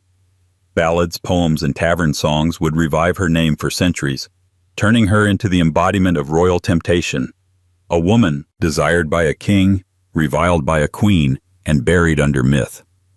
Henry's passions didn't just destabilize his marriage, they fractured his dynasty. And in a world where desire could collapse empires, his grandson James II would carry that same risk into a new era, where scandal took on an even more dangerous form. Open defiance of both religion and restraint. 23. King James II. If scandal was a torch passed through the generations of British royalty, James II didn't just carry it, he waved it like a banner. His reign is remembered mostly for its end, the glorious revolution, the bloodless overthrow, the quiet exile. But long before he lost his throne, James had already set fire to his reputation, not through one dramatic downfall, but through a lifetime of indiscretions, contradictions, and indulgences that made even his allies wince. Born in 1633, James was the younger brother of King Charles II and spent his formative years in exile during the English Civil War. While Charles returned to the throne in 1660 and leaned into pleasure with public flair, James took a different route. He cloaked his behavior in piety, while privately indulging in excess that made the piety look like a well-rehearsed costume. His conversion to Catholicism in the late 1660s sent tremors through Protestant England. But it wasn't just religion that made James dangerous in the eyes of his subjects. It was the way his personal appetites played into their worst fears. Rumors of lewd behavior followed him for years, and even though Protestant historians were more than happy to exaggerate, they didn't have to invent much. James had a well-documented string of mistresses. Arabella Churchill, sister of the future Duke of Marlborough, bore him multiple children. Catherine Sedley, the witty and sharp-tongued daughter of a libertine poet, became his long-standing favorite. She was neither conventionally beautiful nor politically advantageous, but James insisted on keeping her close, granting her a title, wealth, and access that scandalized the court. His queen, Mary of Modena, a young and devout Catholic Italian princess, was humiliated by his open affections for Sedley. And yet, for a man who presented himself as a champion of divine authority, James displayed little self-discipline. Even his supporters cringed at the hypocrisy. He condemned sin in public while fostering it in private. His court, especially in the early years, was a strange fusion of religious orthodoxy and personal indulgence, a place where sermons were delivered in the morning and quiet scandals unfolded by evening. Pamphleteers of the time, never ones to resist an easy target, accused him of surrounding himself with Catholic courtesans and indulging in foreign vices, a vague but loaded phrase used to imply moral deviance cloaked in foreign influence. The language was coded, but the intention was clear. James's personal life mirrored his political recklessness. The final straw for many was the birth of his son, James Francis Edward, in 1688. The child's legitimacy was immediately questioned. Protestant nobles whispered that the baby had been smuggled into the birthing chamber in a warming pan. An absurd theory, but one that stuck because it was easier to believe than the idea that England's Catholic king had produced a Catholic heir. Behind this panic was the fear that James's indulgences were no longer personal. They were dynastic. His desires were rewriting the succession. When he was deposed later that year and fled to France, James left behind more than a failed reign. He left behind a monarchy terrified of what happened when private vice merged with public power. His exile wasn't just political, it was moral. A cautionary tale wrapped in religious robes, whispered through the corridors of a court that now knew how quickly the throne could be lost. And yet, while James fell under the weight of his contradictions, Queen Caroline of Brunswick, his descendant by marriage, would flip the scandalous script completely, not by being debauched in secret, but by behaving with such public impropriety that even Parliament had to look away. 24. Queen Caroline of Brunswick. If Queen Caroline of Brunswick had a motto, it might have been, "If they're going to watch, give them a show." In a monarchy that thrived on the illusion of private virtue and public duty, Caroline's life was a thunderous rejection of both. She wasn't subtle, she wasn't discreet, and perhaps most dangerously, she refused to be ashamed. Born in 1768, a German princess by blood but a disruptive force by temperament, Caroline arrived in England to marry the future George IV. The marriage, in theory, was a political alliance. In practice, it was a declaration of war. From the moment they met, Caroline and George detested each other. He found her vulgar and unrefined. She found him pompous, petty, and already drunk. He was hung over at their wedding. She made jokes about his weight. Within weeks, they had separated in all but name. Their only child, Princess Charlotte, was born the following year, and the couple promptly retreated into mutual contempt. What followed was a slow-motion disaster that played out over decades. George indulged in mistresses and excess. Caroline responded with something far more scandalous: visibility. Instead of fading into the background, she leaned into public life.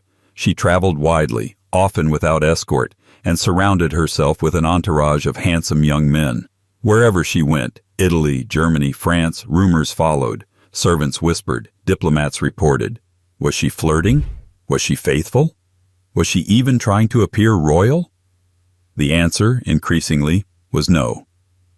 By the early 1810s, Caroline's behavior had reached a level that even her enemies couldn't ignore. Her home on the continent became a kind of private court in exile, filled with music, laughter, and, reportedly, affectionate male companionship. Her closest attendant, a former servant named Bartolomeo Pergami, became the center of public speculation. They dined together, traveled together, and allegedly shared adjoining rooms. Whether their relationship was romantic, platonic, or simply provocative remains unknown. What mattered was perception, and Caroline seemed to delight in daring people to draw their own conclusions. When George finally became king in 1820, he was determined to keep her from being crowned alongside him. He launched a full-scale campaign to publicly disgrace her, even dragging her before the House of Lords in what became known as the Pains and Penalties Bill. It was, in essence, a political trial meant to strip her of her title and humiliate her into silence. Instead, it turned into one of the most sensational spectacles of the age. Caroline's popularity soared. The public saw her as the wronged woman, the outsider mocked and mistreated by a corrupt court.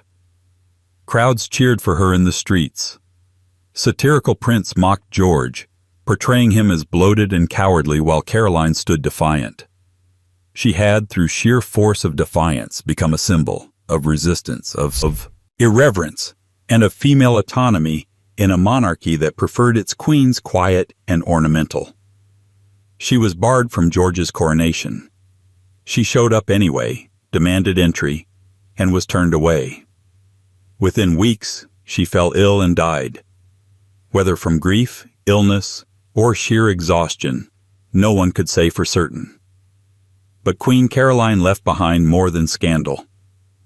She left a blueprint for rebellion, not through revolution but through refusal, and her defiance echoed forward into the next generation, where kings and queens would learn that misbehavior no longer needed to be secret. Because after her came Henry IV, a warrior king with a crown on his head and whispered debaucheries dogging his heels. 25. King Henry IV. King Henry IV is often remembered as the monarch who seized the English crown not by inheritance but by force. A usurper with a pious streak and a war-hardened edge, he ruled from 1399 to 1413 under the heavy shadow of rebellion and divine doubt.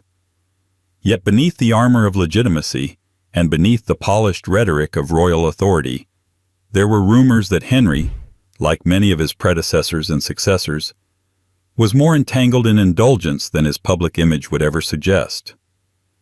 Born in 1367 as Henry Bolingbroke, he was the son of John of Gaunt and grandson of Edward III. He had noble blood, but not the crown. That would come later, after he led a revolt against his cousin Richard II, deposed him, and claimed the throne. This act alone ensured Henry's reign would always be tinged with suspicion. A king who steals his crown must wear it tighter. To compensate, Henry leaned heavily on religion and statecraft. He championed orthodoxy, sponsored religious persecution, and tried to present himself as a divinely sanctioned ruler. But no amount of prayer or political maneuvering could quite silence the more persistent whispers about his private behavior. Chroniclers described him, often between cautious lines, as indulging in debaucheries unbefitting a Christian prince. The language was vague, deliberately so, but pointed. In the coded vocabulary of medieval historians, such terms usually pointed to habits that were known but unspoken: illicit relationships, inappropriate attachments, or acts that pushed against moral expectations. It's important to understand that Henry was not a libertine in the style of a Charles II or Edward VII. His vices, whatever they were, did not unfold in candlelit salons with wine and poets. They existed in the darker corners of his personal retinue: private entertainments, secret alliances, the occasional unexplained dismissal of a servant or courtier. The very fact that these behaviors were not public spectacles made them more troubling to his contemporaries. Discretion was one thing. Secrecy hinted at something more dangerous. There were accusations, too, of an interest in power through seduction, of using intimacy to manipulate alliances within his own court. Several sources suggest he maintained relationships that blurred the lines between political loyalty and personal dependency. In particular, his early years in exile, before he seized the crown, were marked by close associations with knights and retainers whose loyalty to Henry seemed to extend far beyond duty. Whether these relationships were romantic, exploitative, or something more complex is lost to history, but they left a trail of discomfort in their wake. What's remarkable is how little these rumors dented Henry's authority during his lifetime. Perhaps it was because he ruled during an age where war, plague, and rebellion occupied the public mind more than courtly rumors. Or perhaps it was because his most enduring legacy was not personal scandal, but dynastic stability. And yet, for all his careful image and martial posture, Henry IV left behind the suggestion that power, even when seized, can never fully silence personal contradiction. A lesson not lost on his descendants, including Mary II, whose own reputation would be quietly marred by whispers of foreign vices behind the throne. 26. Queen Mary II. Queen Mary II is often remembered as half of a political partnership. When she and her husband William of Orange took the English throne in 1689 during the so-called Glorious Revolution, it was sold as a triumph of Protestantism, parliamentary authority, and serene order. She was portrayed as the dutiful daughter who accepted her father's deposition for the good of the realm, a queen who ruled not from desire but from obligation. But beneath the surface of that polished image was a woman whose private life remains a field of quiet speculation, laced with contradictions, coded rumors, and the ever-present question, what was really going on behind the curtains of court? Mary was born in 1662, the eldest daughter of James II, and raised staunchly Protestant despite her father's later Catholic conversion. Her marriage to her cousin William of Orange was arranged when she was just 15. He was small, asthmatic, and politically calculating. She was tall, devout, and emotionally expressive. Theirs was not a marriage of equals, but it was a union of convenience designed to keep Protestant alliances strong and dynastic bloodlines in order. Publicly, Mary played the role of the loyal wife with determined grace. She deferred to William in state matters and often declared her love for him in letters and speeches. But their private life was more brittle. William had little patience for courtly affection and often retreated into long silences and long absences. Mary, meanwhile, filled the void with faith, letter writing, and close friendships that grew increasingly intimate. It was these friendships that stirred the first real whispers. Mary surrounded herself with a tight circle of women, many of whom shared her religious fervor, but also displayed a level of emotional intimacy that drew notice. There were intense letters, shared diaries, and behaviors that, while not openly condemned, were quietly scrutinized. One courtier later wrote that Mary kept a household of women who lived in holy admiration of her person and her piety, neither of which could be questioned aloud. The phrase foreign vices began appearing in private correspondence, often referring not just to William's Dutch courtiers or religious leanings, but to the curious emotional arrangements within the royal household.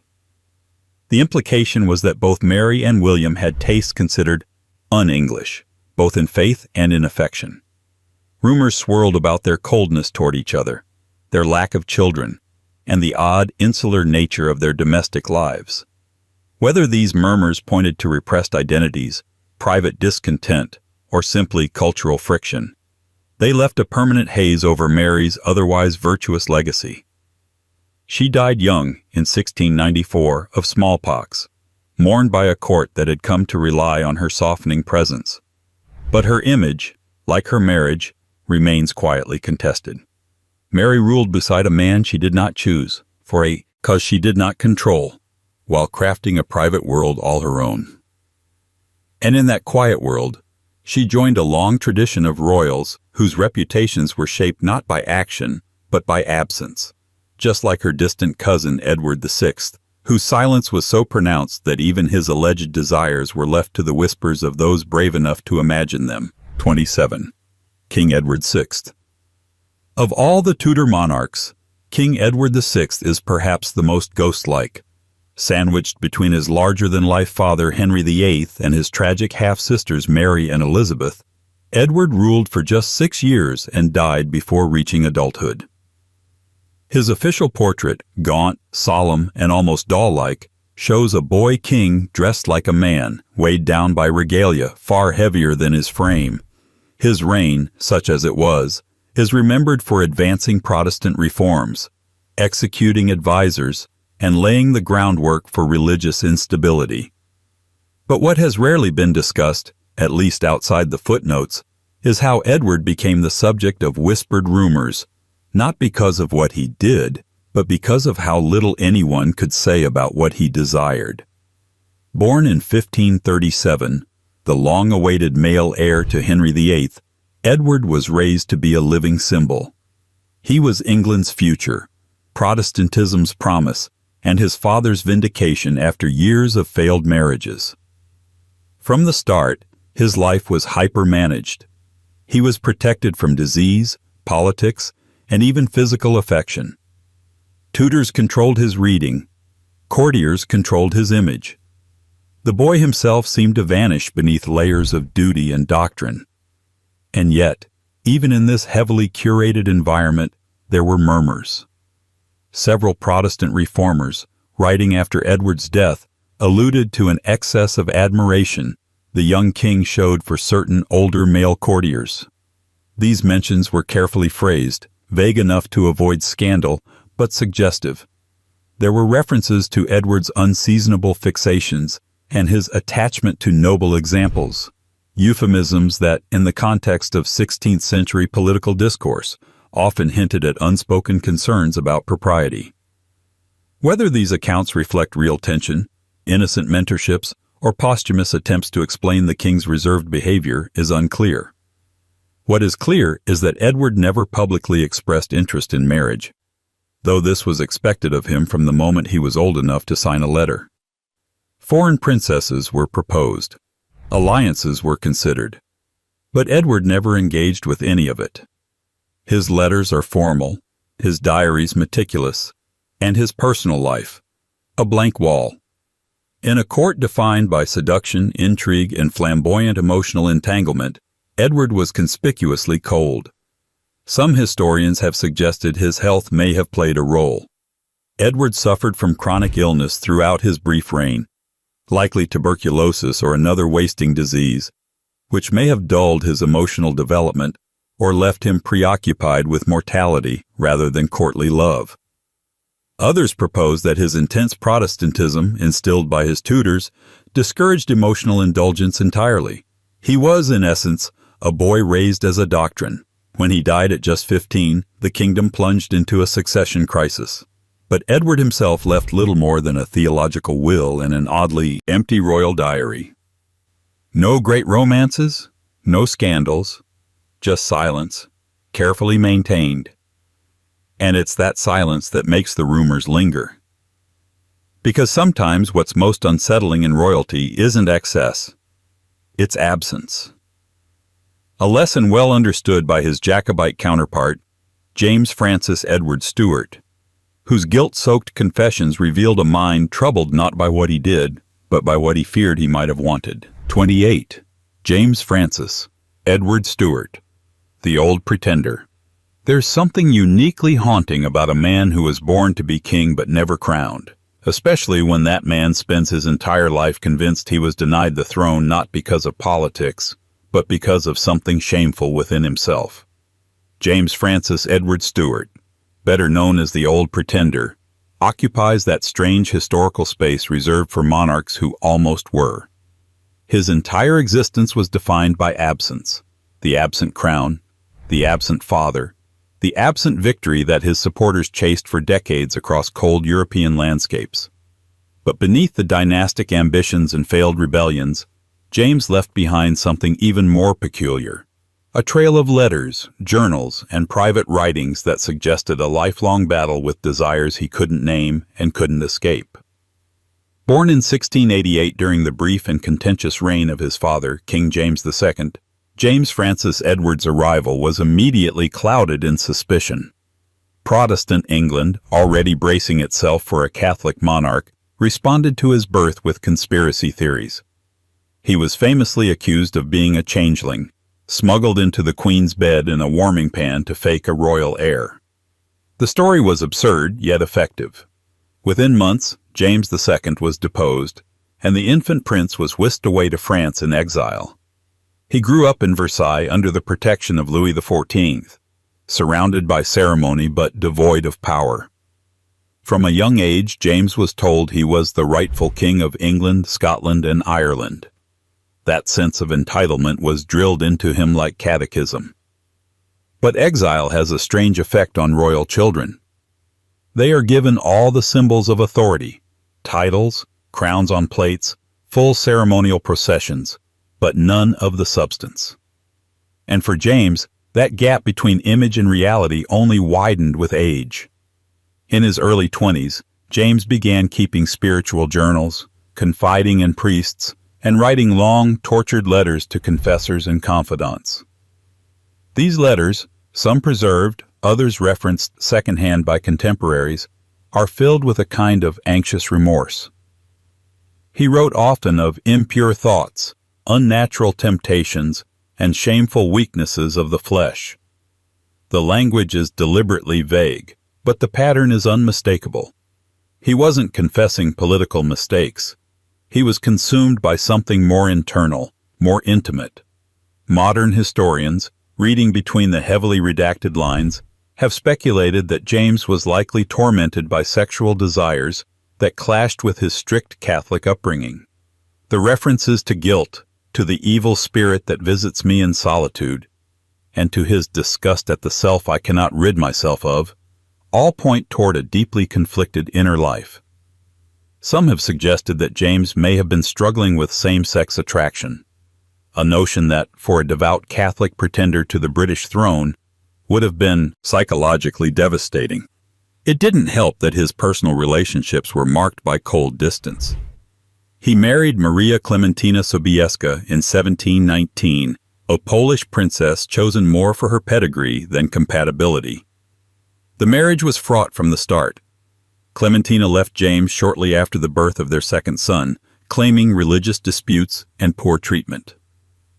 But the rumors whispered something else, that she found James emotionally vacant, obsessively pious, and locked in a kind of internal war she couldn't touch. James's court in exile, which moved from France to Italy, never attracted the romanticism that would later surround his son, Bonnie Prince Charlie. Where Charlie was gallant and reckless, James was cautious and consumed by ritual. He dressed like a monarch but moved like a penitent. His household was reportedly somber, his presence austere. Visitors described a man who seemed to carry his own failure like a physical weight. There were no famous mistresses, no charming liaisons, no outward signs of pleasure. Just the quiet repetition of royal duty and religious devotion, as if he could atone his way to a crown that would never come. Even his allies were puzzled by his lack of charisma. Jacobite plots failed repeatedly, not only because of bad timing or poor strategy, but because James inspired loyalty without love. His followers believed in his claim, but rarely in him. He had the blood, the name, the lineage, but something was missing. Perhaps that's what makes James Francis Edward Stuart so compelling. Not because of what he did, his life was mostly a long, graceful decline, but because of what he seemed to be hiding. His letters weren't confessions of action, but of fear. Fear that his private longings disqualified him from public greatness, that his thoughts were, in some way, the real reason for his exile. And unlike his descendants, James didn't live in a world that could accommodate complexity. He lived in one where guilt was theology and temptation was proof of moral failure. So he buried it, quietly, like so many monarchs before him. But unlike those monarchs, James never even got the chance to rule. All he left behind was a question. And that question, that eerie, lingering silence, is what echoes centuries later when another royal, born into unimaginable privilege and modern celebrity, breaks the silence. Because Prince Harry didn't hide his scandals, he printed them, and for better or worse, he dared to tell the story that so many before him swallowed. 29. Prince Harry, Duke of Sussex. For most of British royal history, scandal has been a whispered thing, handled in corridors, buried in footnotes, scrubbed clean with carefully worded press releases and commemorative portraits. But Prince Harry, Duke of Sussex, did something few in the Windsor line ever dared. He told the truth, or at least his truth, and he did it loudly. On television, in best-selling memoirs, and across every glowing screen from Buckingham Palace to Los Angeles. He didn't wait for history to reinterpret him. He rewrote his own script, mid-reign, mid-life, with a level of candor that made even hardened palace officials flinch. Born in 1984, the second son of Charles and Diana, Harry was never meant to be the future king, but he was always expected to behave like one. He was raised within the velvet grip of the institution, with its rigid protocols, hereditary expectations, and silent demands. And for a while he played along. As a child, he stood in line at royal funerals, waved from balconies, and endured the uniquely surreal experience of seeing his mother mourned by millions, while being watched for any sign of personal emotion. The spotlight that clung to Diana passed directly to him, and unlike his older brother, Harry never quite learned to look comfortable under it. His youth became tabloid fodder before he even turned 20. There were the parties, the Nazi costume, the nightclub stumbles, and the endless parade of headlines painting him as the rogue prince, the fun one, the bad one, the broken one. Every royal has a role, and Harry's was increasingly scripted by people who never met him. The palace tried to contain it. They issued apologies, tightened schedules, dispatched handlers. But Harry kept misbehaving, not maliciously, but visibly, and in a family built on the currency of image, that was enough. The most unsettling detail, though, didn't come from paparazzi photos. It came later, in Spare, his memoir. There, for the first time, Harry pulled back the curtain not just on royal life, but on his own psyche. He wrote openly about drug use, grief, therapy, anxiety, frostbite in places no prince should have frostbite, and sexual encounters so awkwardly rendered that readers blushed for him. He wasn't just airing dirty laundry. He was holding it up to the light and asking, "What did you expect me to do with all this?" His confessions weren't glamorous. They were blunt, deeply human, and at times uncomfortably specific. He detailed his first sexual experience as a humiliating episode taking place in a field behind a pub with an older woman who treated me like a young stallion. It was the kind of detail the monarchy had spent centuries avoiding, specificity. Royals are meant to exist in archetypes, not anecdotes. But Harry dragged the myth into the mud, where it had always secretly lived. What made it more provocative was his tone. Harry didn't seem repentant. He wasn't asking for forgiveness. He was asking to be understood. And that, perhaps, is what made the institution bristle most. Because the crown can survive scandal. It can survive adultery, affairs, secret children, mistresses, even murder. But it cannot survive honesty, at least not honesty that refuses to apologize. When Harry married Meghan Markle, the fault lines widened. She was American, biracial, divorced, an actress, and, most damning, unwilling to be silent. Together they represented a cultural shift the palace couldn't digest. Their wedding was televised to millions. Their exit from royal life just 2 years later was televised too, only in a different format. Interviews, documentaries, podcasts. Their side of the story arrived not in whispers, but in studio lighting. What's often lost in the commentary is the moral inversion at play. Previous royals were condemned for secret perversions, for hidden affairs, for appetites cloaked in piety. Harry, by contrast, was condemned for telling the truth, for admitting what others wouldn't, that royal life can be suffocating, that inherited power doesn't heal grief, and that sometimes even princes want to run away. He was mocked for his openness, called weak, dramatic, disloyal. But behind the media frenzy was a quieter shift, the realization that the monarchy had spent generations burying the things Harry chose to speak aloud. Shame, trauma, identity, autonomy. Not scandal in the traditional sense, but vulnerability rendered scandalous by the mere fact of being public. Prince Harry's story doesn't end in exile. It continues, reshaped by his refusal to play the part. He's not the first royal to rebel, but he may be the first to do it without disguising the emotional cost. His rebellion wasn't in action, but in admission. And if Harry told too much, the royal who follows him in this strange lineage of scandal told nothing at all. She didn't need to. Princess Margaret lived like a secret someone else kept for her, hedonistic, glamorous, tragic, and utterly unwilling to be anything but herself, even as the monarchy watched in horror from behind its immaculate drapes. 30. Princess Margaret. In a family built on discipline, discretion, and the art of pretending nothing ever happened, Princess Margaret was the exception that proved and punctured the rule. She didn't rebel in speeches or interviews. She didn't storm out of palaces or publish explosive memoirs. Instead, she turned her life into a slow, beautiful defiance of everything the monarchy stood for: stoicism, suppression, and the illusion of virtue. Margaret didn't dismantle the institution, she simply refused to obey it. Born in 1930 as the younger daughter of King George VI and Queen Elizabeth, the future Queen Mother, Margaret grew up in the peculiar role of the royal spare, a position loaded with responsibility but stripped of real power. Her sister Elizabeth was duty-bound from birth.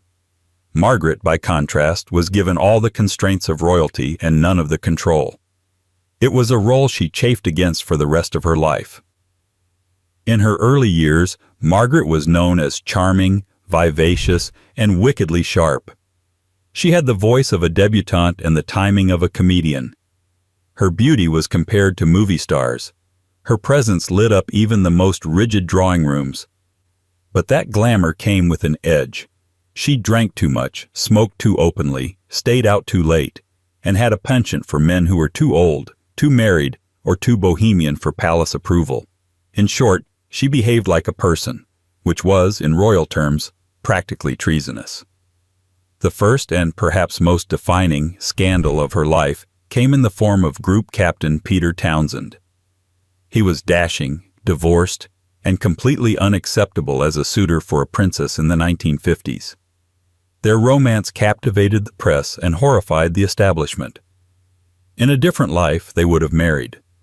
But in this one, Margaret was told that marrying Townsend would mean losing her royal title, income, and status. The crown gave her a choice: duty or love. She chose duty, but it broke her. After that, Margaret's public image hardened into something more theatrical. She married Anthony Armstrong Jones, later Lord Snowdon, a society photographer with artistic flair and complicated habits. Their relationship at first seemed like a fairy tale shot in Vogue, but behind the scenes it was famously volatile. Affairs, silences, and mutual cruelty were quietly acknowledged but rarely confirmed. When they eventually divorced in 1978, the first royal divorce since Henry VIII, it was treated not as a scandal, but as a weary inevitability. Margaret spent the rest of her life in a haze of hedonism and retreat. Her island hideaway in Mystique became legendary, a paradise of barefoot parties, jazz at sunrise, and the kind of casual intimacy the Windsors found terrifying. She was photographed in swimsuits and silks, cigarette in hand, her expression always somewhere between amusement and disdain. She kept lovers, lost friends, and watched as the world around her modernized without her. Thus, monarchy kept its distance, like a family pretending not to notice the relative who's singing too loudly at dinner. What makes Margaret's story so enduring isn't the scale of her scandal. It's the way she embodied contradiction. She was both insider and outsider, both loyalist and rebel. She followed the rules just long enough to break them with flair. Her life was not a tabloid disaster. It was a slow-burning refusal to conform. She didn't ask to be understood. She asked to be left alone. She died in 2002, having outlived her reputation. The monarchy mourned her quietly, but the public remembered the misfit who lived like a movie star and sulked like a schoolgirl. Margaret didn't reform the royal family, but she cracked its surface just enough to let in a little smoke, a little jazz, and a reminder that even palaces have shadows. And in those shadows, across centuries, behind silk curtains and ceremonial smiles, they've all danced. Kings and queens, heirs and spares, loving and loathed, discreet and defiant. They lived as symbols, but loved as people. And it's in that gap, the fragile space between crown and craving, that the truest stories are hidden, and almost never explained.